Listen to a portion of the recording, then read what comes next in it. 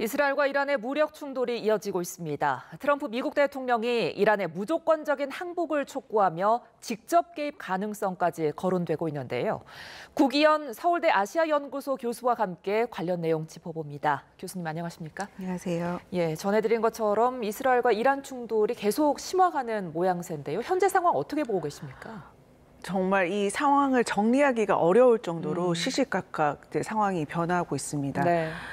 이스라엘의 선제 공격 이후로 주로 이란에서는 밤 공격이 이루어졌었는데 네. 한 이틀 전부터는 낮 공격이 시작됐고 아까 화면에서도 보셨겠지만 이란 국영 방송국이 화재를 입고 기자 일부분들이 사망을 하기도 하였습니다. 네. 그러니까 이란 입장에서는 보복 공격을 이제 감행을 하게 되고 이스라엘의 뭐 텔아비브나 아니면 공군 기지 등을 공격하는 등 양 지역에 정말 거의 전면전에 가까울 정도로 공격이 계속되고 있는 상황입니다. 네, 지금 국제 원자력 기구 IAEA가 이스라엘이 공습하면서 이란의 이 나탄즈 우라늄 농축 시설이 피해를 입었다 이렇게 공식 인정을 했더라고요. 네, 지금까지는 핵시설에 대한 피해가 보고되지 않았는데 이제 IAEA에서 이제 공식적으로 피해를 인정을 하면서 나탄즈 핵시설 내에 지상 시험용 농축 시설이 파괴가 되었고 네. 지하 농축 시설은 전력망 공격으로 원심 분리기가 손상됐을 가능성이 있다. 그리고 방사능 그리고 화학 오염이 발생했다라고 공식 확인했습니다. 네, 이런 상황을 보면 지금 이란 측의 피해가 더 심각한 것 같은데 비상사령관도 사망을 했다고 하고 네. 이란 군부가 와해되고 있다 이렇게 볼 수도 있을까요? 이란 군부가 와해됐다라고 표현하기는 조금 어려운 것 같고요.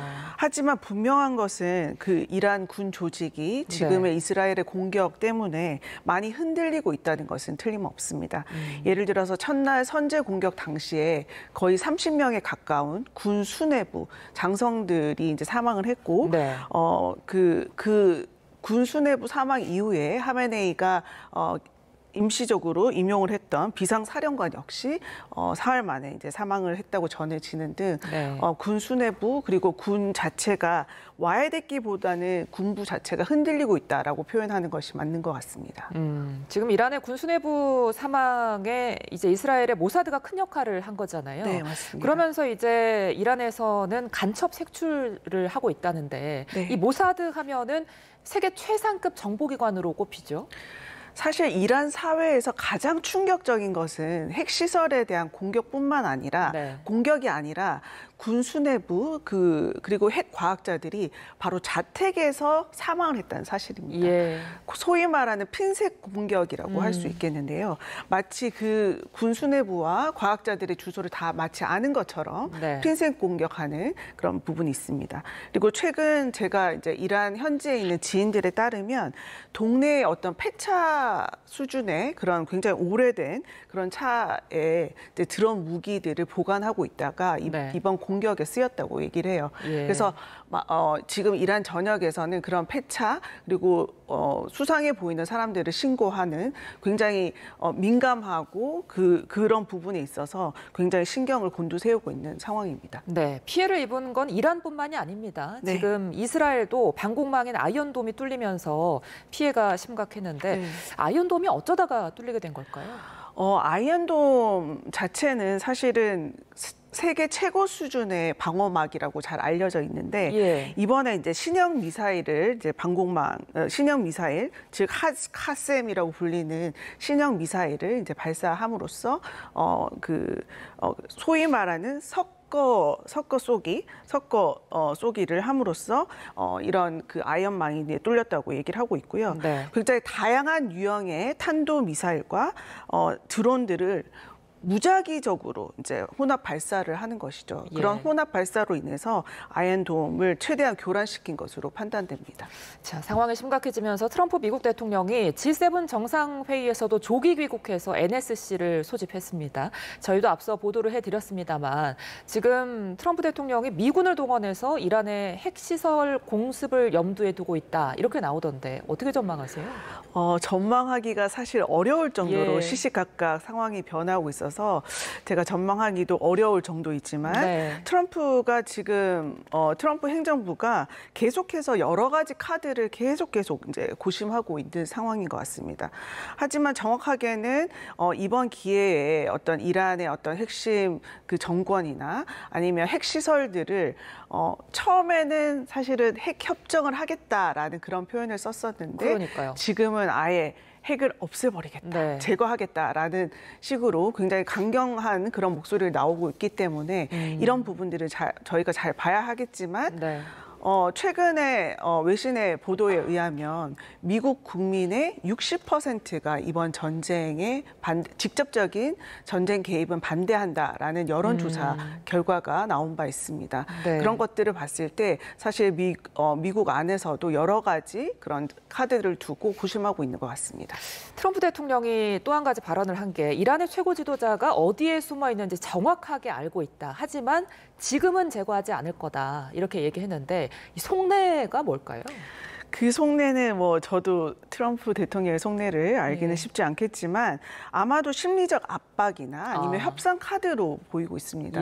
사실 이란 입장에서는 이 이스라엘의 급박한 그런 선제 공격을 당하고 이미 군수내부 그리고 핵과학자들이 제거된 상황에서 사실 이스라엘과 미국이 어디까지 자신에 대한 정보를 알고 있는지 사실은 어려운 것이죠.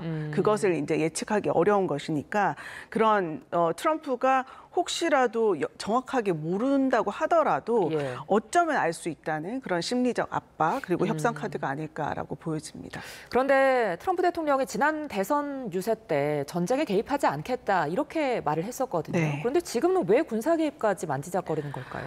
그 이란과 미국 간의 어떻게 보면 굉장히 그 역사적인 그런 앙숙의 기간이라고 하죠. 그런 앙숙의 기간. 그래서 이 미국의 입장에서는 이란이라는 나라는 사실은 언젠가는 이렇게 표현하면 굉장히 어렵겠지만 그 정권을 무너뜨리고 싶을 정도의 눈의 가시라고 할 수 있겠는데요.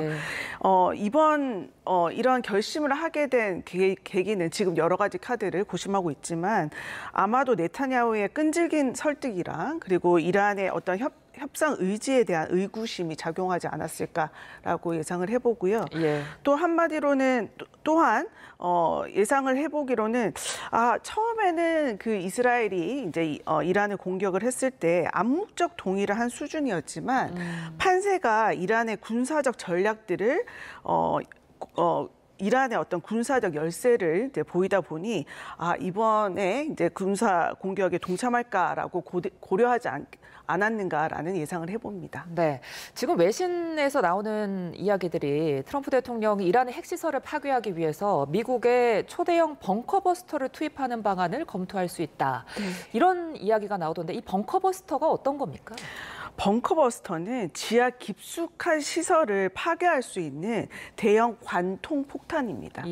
지금 많이 이야기가 나오는 것이 이란의 고움 지역에 가까이 있는 포르도 지역에 대한 핵시설을 파괴하겠다라는 이야기가 계속해서 나오고 있는데요. 지금 미국의 개입 시나리오는 이 벙커버스터를 장착을 해서 이 포르도 지하 핵시설이 거의 90m 가까이 이제 지하로 그러니까 지면에서 떨어져 있다고 얘기를 합니다. 그래서 이 벙커버스터를 이용을 해서 이 핵시설, 지하에 있는 핵시설을 정밀 타격하거나 아니면 이란 내 지상 작전을 수행하는 이스라엘 특수 부대에 대한 공중 엄호 등의 형태가 될 것으로 이제 보입니다. 네, 자 어려운 질문입니다만 벙커버스터 투입 가능성은 얼마나 보세요? 정말 제가 예상하기 어려운 지점인데요.